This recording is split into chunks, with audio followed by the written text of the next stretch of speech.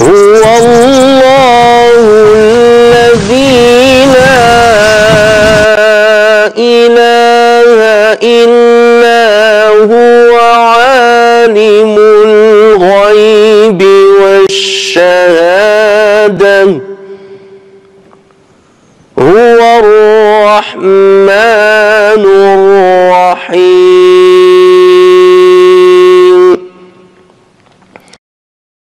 Chers frères et sœurs, nous savons très bien que l'islam a établi une relation solide et très forte et puissante entre les différents membres de la communauté musulmane. Il l'a considérée comme une seule communauté qui ne peut en aucun cas être divisée par les territoires, divisée par les frontières ou divisée par l'appartenance à certaines ethnies différentes.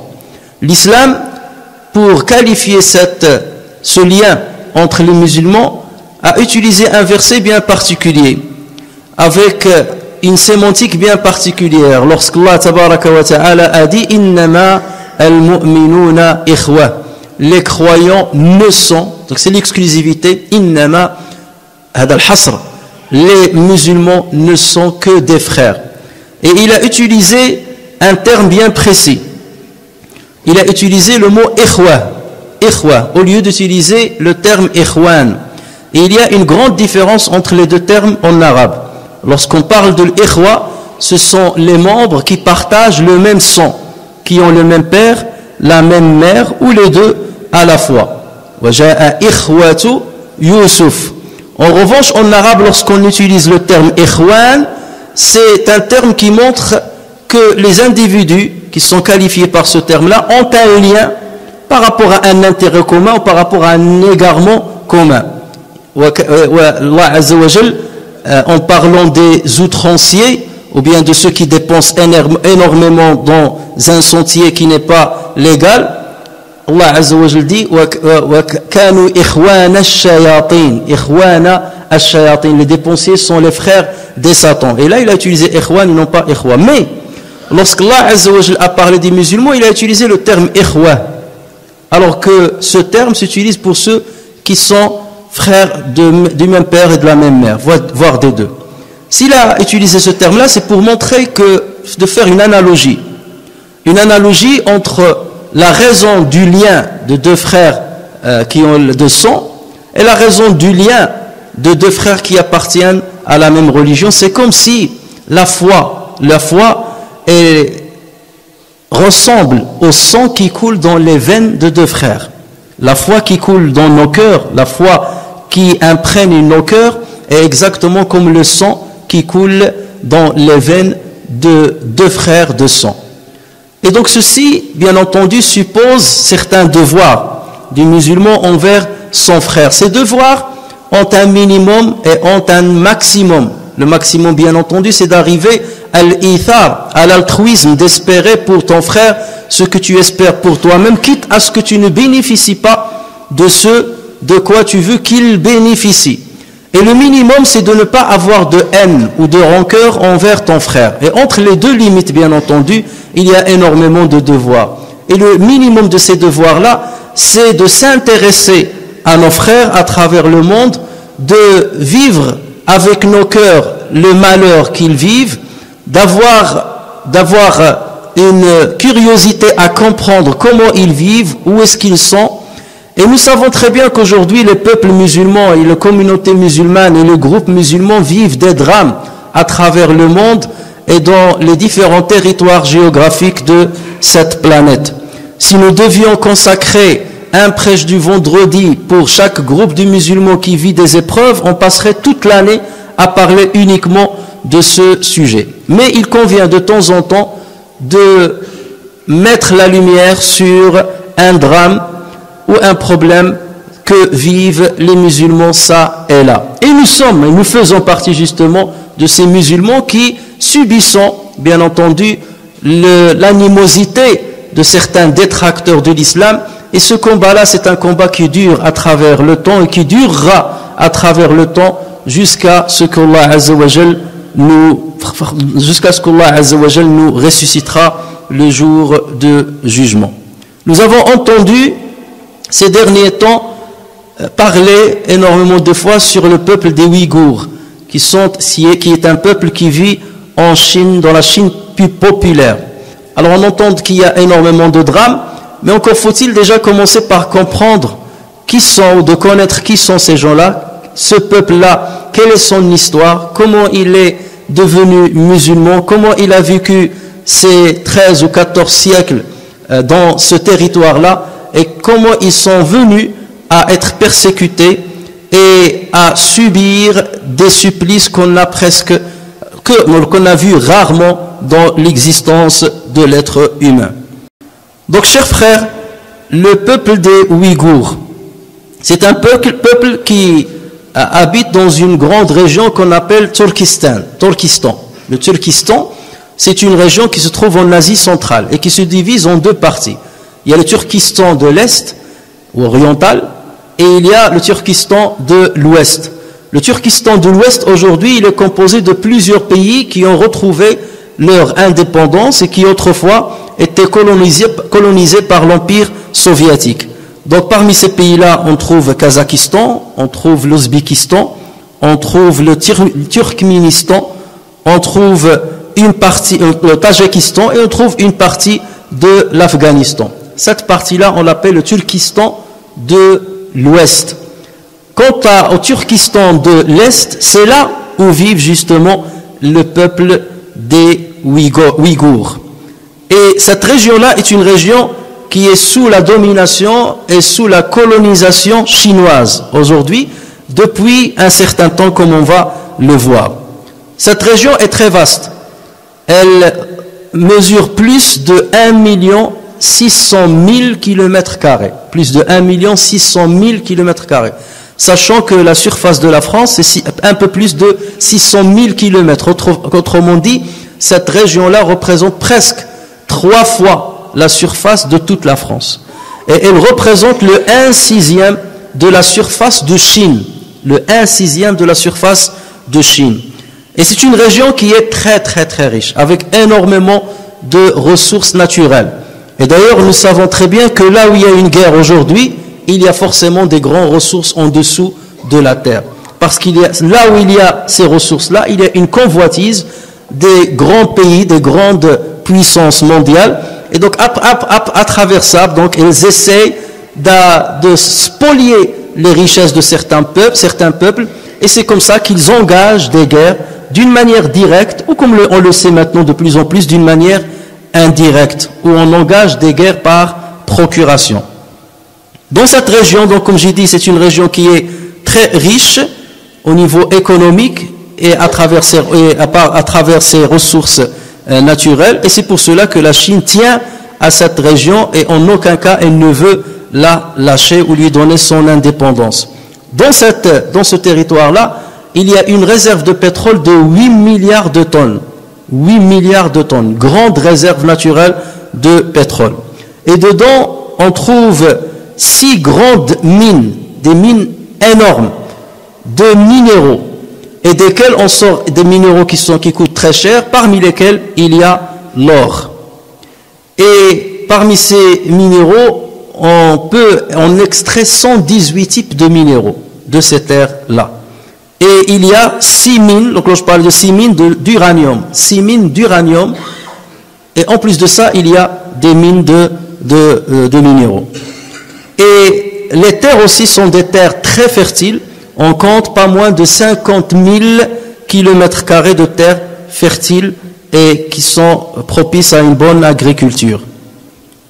Cette région-là était connue depuis fort longtemps, avant même l'islam, puisque c'est par là que commençait la route de la soie. La route de la soie, c'est un concept qu'on a entendu depuis fort longtemps, puisque c'est dans cette région-là qu'on a commencé à trouver la manière avec laquelle on fabrique la soie, avec le ver à soie. Et c'est comme ça qu'on a commencé à exporter la soie à travers le monde. Et de là, la circulation de la marchandise a été souvent accompagnée par la circulation de culture, voire de religion. Et d'ailleurs, c'est comme ça que les musulmans sont parvenus à ce coin de monde, parce qu'il y avait des transactions commerciales avec cette région, et c'est comme ça que les gens ont découvert l'islam. Dans cette grande région de Turkistan, il faut savoir que plusieurs grandes sommités de l'islam sont natives. On trouve par exemple l'imam al-Bukhari, on trouve l'imam al-Tirmidhi, l'imam Zamakhshari. Donc des grandes figures de l'histoire de l'islam viennent de cette grande région. Donc elle a donné énormément à l'islam et aux musulmans. Donc chers frères, si nous jetons un œil sur l'histoire de ce peuple-là, il faut savoir que ces gens-là ont connu l'islam très tôt, à l'époque de Uthman ibn Affan, le troisième calife de l'islam, soit à peu près 20 ans après la mort du prophète sallallahu alayhi wa sallam. Déjà, Uthman ibn Affan a envoyé une délégation à la tête de laquelle il y avait Saad ibn Abi Waqqas à cette région-là. Ils ont rencontré l'empereur de cette région qui les a bien accueillis et il a accepté que les musulmans s'installent dans son pays puisqu'il y avait du commerce, comme on a dit, le commerce de la route de la soie passait par là, ou commençait même par là.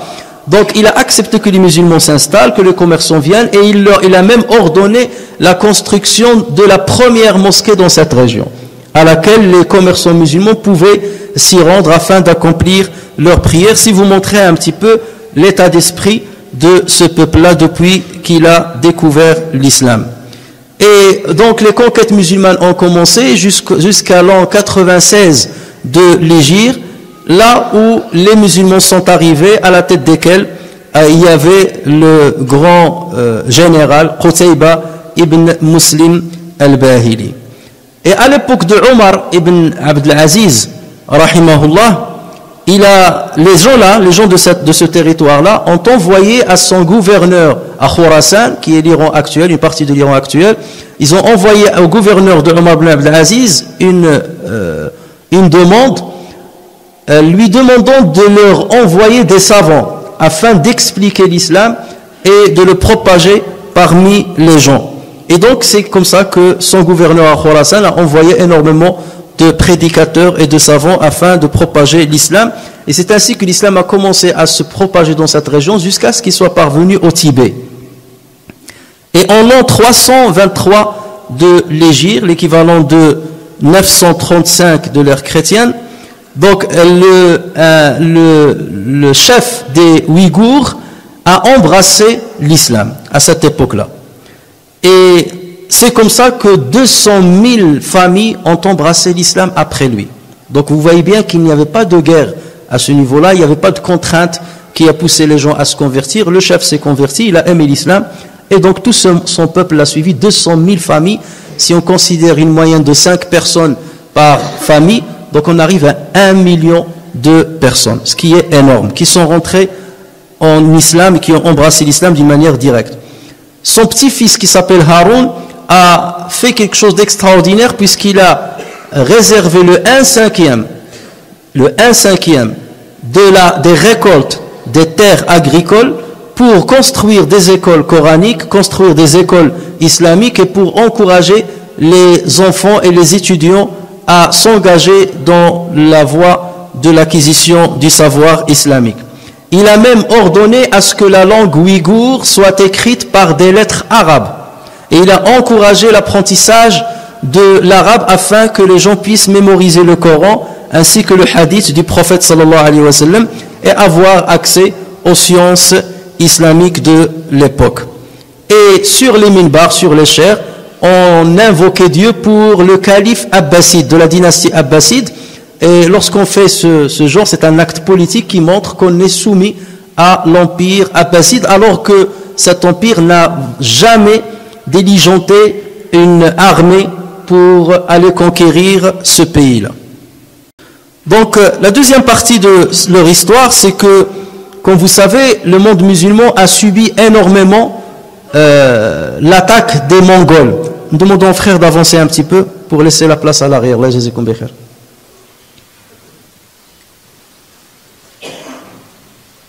Donc je disais que les musulmans ont énormément souffert de l'invasion des Mongols, et les premiers musulmans qui ont subi cette invasion, c'était les Ouïghours, puisqu'ils étaient juste à côté des Mongols. Et donc ils ont subi une extermination à grande échelle déjà à cette époque, à partir de 603 de l'Hégire, donc le 7e siècle de l'islam, en 1200, exactement en 1207 de l'ère chrétienne. Et avec le temps, donc cette région-là s'est divisée en deux parties. Les Mongols se sont divisés en deux parties. Donc il y avait le Turkestan, la région dont on parle, le Turkestan de l'Orient, qui était gouverné par un empereur qui a embrassé l'islam. Et l'autre partie, ça veut dire la Chine, était gouvernée par les Mongols, les colonisateurs, mais qui n'étaient pas musulmans. Mais lorsqu'ils ont colonisé la Chine, ils ont donné la liberté aux musulmans de pratiquer leur religion, de croire, et ils n'ont pas restreint la pratique religieuse des musulmans. Donc les musulmans jouissaient d'une vraie liberté de culte sous la domination des Mongols de Chine, alors que les Mongols de Turkestan étaient donc des musulmans, les gouverneurs étaient des musulmans, donc le problème ne se posait absolument pas. Et ceci donc a duré pendant une certaine période, jusqu'à ce que les Mongols ont disparu, et c'est une nouvelle dynastie chinoise, cette fois-ci, qui a pris le relais et qui a pris le pouvoir sur toute la région. C'est la dynastie qu'on appelle des Qing ou bien des Qing. Donc lors du XVIIIe siècle de l'ère chrétienne, chers frères et sœurs, les Chinois ou la dynastie des Qing chinoise a commencé à changer de politique. Donc autant au départ, elle a donné une certaine liberté aux musulmans, autant après, elle a commencé à serrer, comme on dit, les choses, et à vouloir engager une politique d'assimilation. Il ne voulait plus qu'il y ait de différenciation entre les différents habitants de la Chine, et notamment par rapport aux musulmans. Donc il voulait un petit peu écraser les musulmans, qu'on n'entende plus parler de l'islam, qu'on n'entende plus parler d'une culture de Ouïghours. Et donc on a essayé avec force d'imposer une certaine vision, une certaine culture à tout le monde. Et lorsque en 1736 le nouveau empereur qui s'appelle Qianlong a pris le pouvoir, il a continué à affirmer cette domination, et il a continué à appliquer avec force cette politique, jusqu'à ce que cette région-là qu'on appelait jusqu'alors le Turkestan oriental, le Turkestan de l'Est, donc on lui a donné un nouveau nom, autrement dit, en l'occurrence, Xinjiang. Xinjiang. Donc c'est le nom actuel qu'on donne à cette région, alors que pendant toute l'histoire, on l'appelle le Turkestan de l'Est. Et ceci pour un petit peu effacer justement cette appartenance ethnique qui était connue bien avant l'arrivée de l'islam. Et ce nom-là veut dire en chinois Al-Iqlim Jadid, la nouvelle région, bien le nouveau territoire. Donc c'est ainsi qu'on se rapproche un petit peu de l'histoire actuelle avant de parler de ce qui se passe aujourd'hui pour mieux comprendre le contexte géopolitique de ce peuple-là. Donc lorsque le XXe siècle a commencé, donc après le 1908, là bien entendu c'était la fin de la dynastie des Qing, et c'est à partir de là que les Russes ont commencé à s'intéresser à cette région-là. Et là, bien entendu, les musulmans ont beaucoup résisté, donc plusieurs mouvements sont apparus, mouvements islamiques sont apparus, afin de demander l'indépendance de cet État, comme ce fut le cas d'ailleurs dans le monde islamique en entier.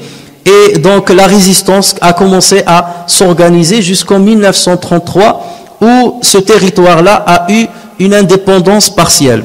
Et c'est là où Joseph Staline a signé un accord avec les Chinois afin de réprimer ce mouvement de libération.